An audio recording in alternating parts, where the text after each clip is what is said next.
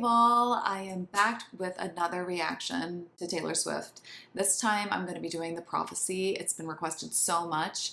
I am thinking about doing a live to get through more of the songs and a little bit more songs in order because I know I'm jumping all over the place.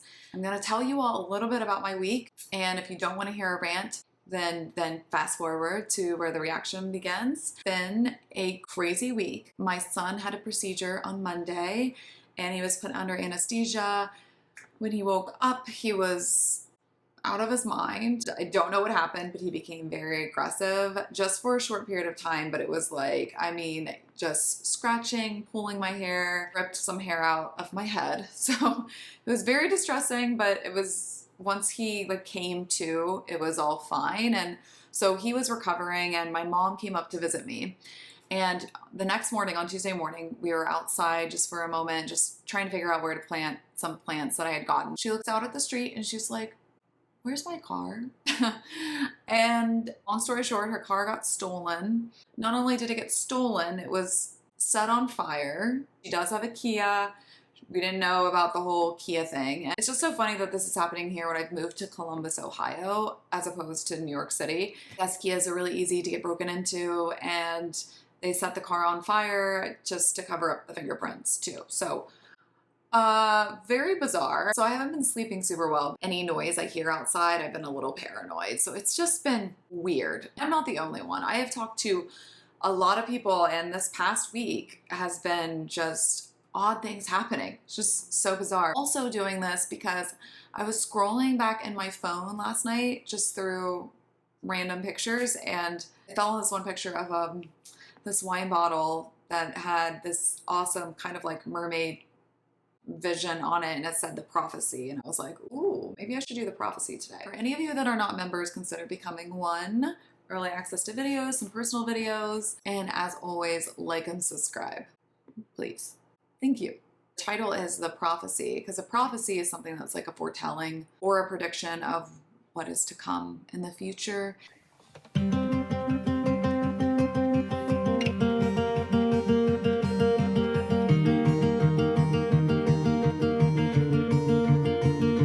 Already it just feels a little stressful. It's just like that. It's just fast, stressful.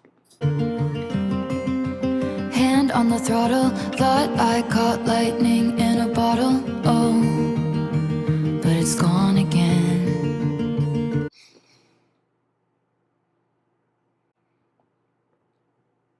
No words. Actually, I do have a few words. I mean, when I think about this, hand on the throttle, I feel like that's a type of saying that's associated with pilots, like flying a plane. You know, you have to keep your hand on the throttle throughout the whole, I think, takeoff time.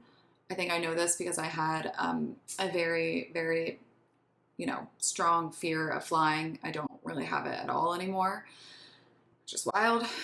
Don't have your hand on the throttle, then you are not ready to apply the full power for a time-critical pilot action, is what I think. And honestly, if you don't have your hand on the throttle for even a second, 2 seconds, it can create a very dangerous situation. So it sounds like she's got her hand on the throttle, she's ready to go, and she thinks that she's gotten something really special, like something that's hard to capture. I mean, lightning in a bottle, it's something that is rare, that is almost nearly impossible, and something that she was maybe shocked to get, and then it's gone again. And that's really sad. And that's literally just the first line of this song. All right. And it was written, I got cursed like Eve got bitten. Oh, was it punishment? Wow. You got cursed like Eve got bitten. Oh, was it punishment? Wow. I immediately think of Adam and Eve, the story in the Bible, and how Eve was tempted by the snake serpent, ate from the apple, basically a curse. She's saying that the exact same type of thing happened to her as well. And she's wondering, like, am I being punished? But I'm not sure punished for what or in what way. I mean, I was thinking love by catching lightning in a bottle, or maybe her career. I'm not sure. We'll see. Pat around when I get home. I guess a lesser woman would have lost hope. A greater woman wouldn't beg. But I looked to the sky and said, please, I've been on my knees. Change the prophecy. Don't want money, just someone who wants my company. Let it once be me. Who do I have to speak to about if they can redo the prophecy? Cards on the table, mind. Whoa. Wow. Just pat around when I get home. That just reminds me of like, you're getting home just to pace, like just, and the sound of the chords in the back, like the stressful nature of that sound goes along with somebody who's like pacing and highly in distress. A lesser woman would have lost hope. She's at least acknowledging that there is some greatness to her. She hasn't lost hope. Then she says, a greater woman wouldn't beg and look to the sky and said. So it's almost like I get the image of her speaking out to the universe, like, what do I need to do here? What do I need to do to have a different life, to have what I actually want? She's saying, I don't want money. And that's the interesting thing. And the truthful thing is that money does not buy happiness. The saying more money, more problems is prevalent for a reason, because it's the truth. And it's very hard to have all things in life at once. And so it seems like she knows what it's like to have it all, and the perceived sense of materialistically, and that she wants to know what it's like to be with somebody who wants her company. Gosh, that's so sad. You know, it's like she just wants company. She just wants love. It's really sad that she's like, let it once be me. I mean, I think that all of us can probably relate to that to some degree, where you just want to be the one who gets it. You can kind of be like, what's wrong with me that like I can't make it happen? And it also makes me think about, like, with all of the fame and the money that she has, sometimes there's oftentimes there are a lot of sacrifices. And I think that for her, it's almost like she's given up having a love in order to have a career. Possibly. I don't think it's that like cut and dry, but that's the vibe that it gives me. You're saying that from the outside, you know that like she looks like she has everything, but there's no negotiating really that you can do to get that one thing. It gives me the feeling that she's experiencing a lot of powerlessness. Wow. Okay. Do the prophecy. Cards on the table, mind play out like fools in a fable. Oh, it was sinking in. Oh. Okay, sorry. Stopping a lot.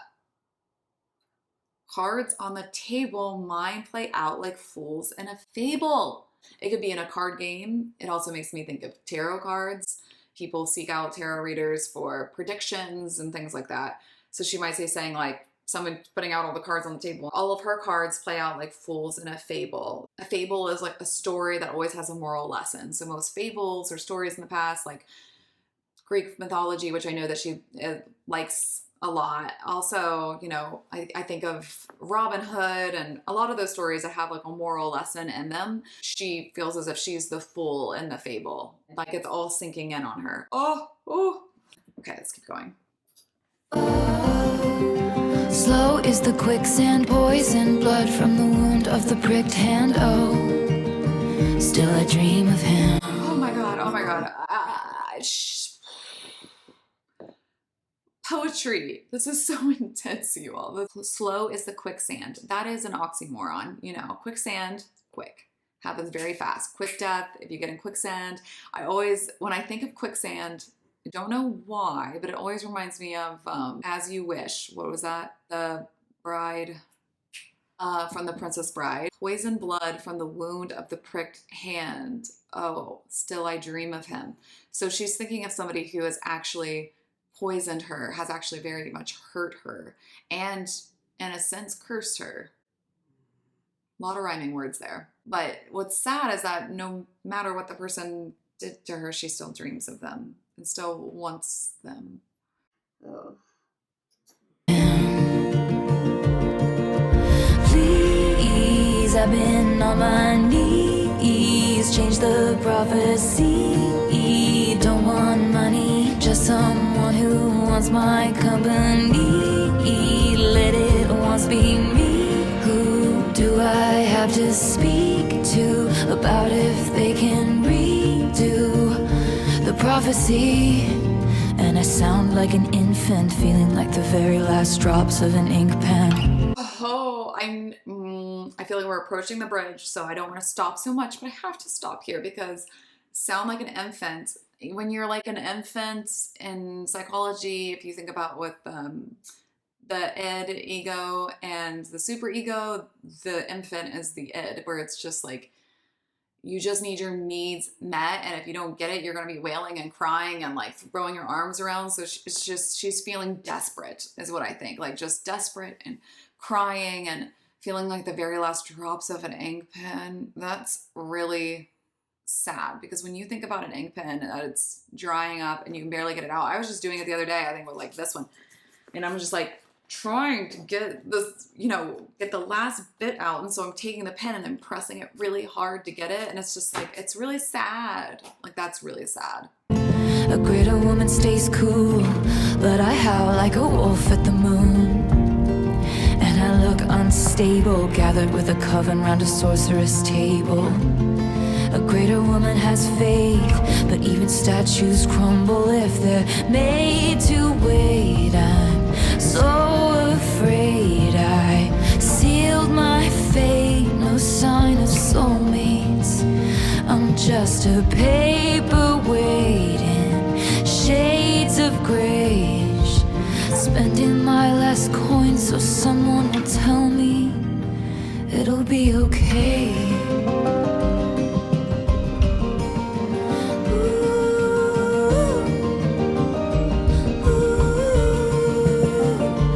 Okay, there's so much there. Oh, wow, wow. Howl like a wolf at the moon. That's just that desperation. I remember a morning that is seared in my mind forever. I've written about it. It will be in the second book, but I legit am pleading where, you know, on one hand, I feel like I believed in something, and then the other part, I was like, why would I? Why would I believe in anything? If this is able to happen, if things can go down in life like this, like, who is there a just God? Is there someone who actually loves me up there? Like, what are these lies I've been told? And I remember just being like, pleading, being like, whatever's over there, whatever else out there in the universe, like, hear me. And just pure desperation, like howling like a wolf howling at the moon. And so I understand where it's like a greater woman stays cool, like keeps their composure, but it's like, no, like what is the deal? What can I do to undo everything that has just happened? And also could be like, how dare this happen? When she's definitely playing into, I mean, I've talked about it before, where people, you know, have accused Taylor, I mean, the Who's Afraid of Little Old Me is totally playing into that whole like witch commentary that goes on about Taylor, that, you know, she's putting narcotics into her song during Willow, doing some kind of like witch something. And it seems like here she's not like shying away from that. Like, she's talking about like gathered with a coven around a sorcerer's table. That's usually along in the fairy tales, but it's basically saying like she's meeting with someone who's a quote unquote witch. I don't want to lump things together, but it could be like going to someone who's like a witch or a psychic or reads tarot, something. And I will never judge anybody who does something like that, because if you've never been in the depths of despair, you'll just literally be like, I need someone to give me some semblance of hope, somebody that can tell me that it's going to be different, or can you help me rewrite this prophecy, or help me undo whatever curse? Because sometimes you like legit can be like, am I cursed? Do I actually believe that I can be cursed? Because I feel like I'm cursed right now in life. I've definitely been there where you're just like, I need someone to tell me that it's gonna be okay. And it's really sad, because you can look around in your life and like nothing's giving you reassurance that it's gonna get better. It does, you all, it does. But she's saying like, if statues do crumble, if they're made to wait, it's like you can't always be stoic. You can't always have a brave face. You can't always be cool, calm, and collected. Sometimes you just can't. And sometimes it requires you to seek out things to help you to feel better, or it can come at the risk of looking crazy or unstable or like an infant, like she said. But sometimes you don't care anymore because you're desperate. This kind of reminds me of Right Where You Left Me a little bit. But the next part is what really I feel is so sad, that she's like, I'm so afraid I've sealed my fate. No sign of soulmates. So it's like all she wants is to meet that one who is the one that she can share her life with forever. I have a lot of mixed feelings about this. I don't know if it even matters or if you all even want to hear it, but the idea of like finding a very soft, comfortable place to land is what I would imagine or what I would hope to be a soulmate. And I don't know. I'm kind of at the place of acceptance that like I can still find a lot of joy and safety in my life, and that sometimes my friends are like my soulmates in a lot of ways. That it's not something I'm desperate to seek, but when she's saying that she feels like that's not going to be a part of her life, that she was given so much in other ways that you can't essentially have it all, so she's not going to be able to get that one thing that she actually really wants. And saying that she's just a paperweight. A paperweight. I love paperweights. They're so gorgeous and beautiful, but they're easily forgotten. It makes me think of the music video for Fortnite, how there was like paper flown everywhere and everywhere. And so she's saying like, I feel like I'm a paperweight. Like she's just the pretty thing that everybody sees on the outside that people just forget about and don't really care about at home. And I feel like in Fortnite, she's taking her power back because she's no longer going to serve that role as just a paperweight. She's going to let all of the papers fly out everywhere. Shades of Grey, which was just gray, Shades of Grey. Interesting, 50 Shades of Grey. Makes me think of that book. But anyways, spending my last coin so somebody will tell me. So it's like she's spending her money on people that can connect to the other side. That maybe she's spending her last dime on psychics or really anybody who's going to tell her that it's going to be all right. Or maybe she's spending her last coin on therapy even. I know she said in the past that she hasn't gone to therapy, but I recommend it to anybody.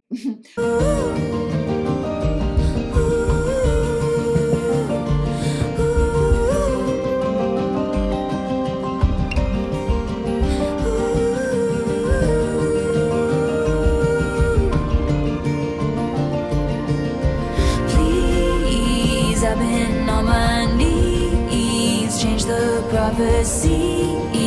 Don't want money, just someone who wants my company.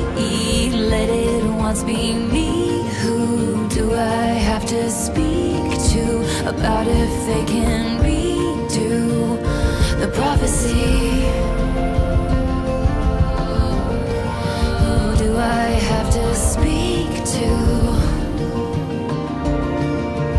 change the prophecy? Hand on the throttle, thought I caught lightning in a bottle. Oh, but it's gone again. Pat around when I get home. I guess I lost a woman, but I've lost hope. A greater woman wouldn't say, but I looked to the sky and said, Oh, but please. That was like one of the saddest please I've ever heard. I feel it like welling up, the sadness. I have chills all over my body though, because I think that this is a very powerful song. She sounds like very broken, very resigned in a way. But that last please was, and then that line, so I howl like a wolf at the moon. I mean, right now I'm in the midst of planning a long overdue divorce party with my girlfriends, and it's going to be a combined divorce party and for my 40th birthday, which is coming up in September. It's not that far away but what I've been wanting to do for so long, and it might be hard to even sync up schedules and I might just go by myself, but I've really wanted to go to Sedona.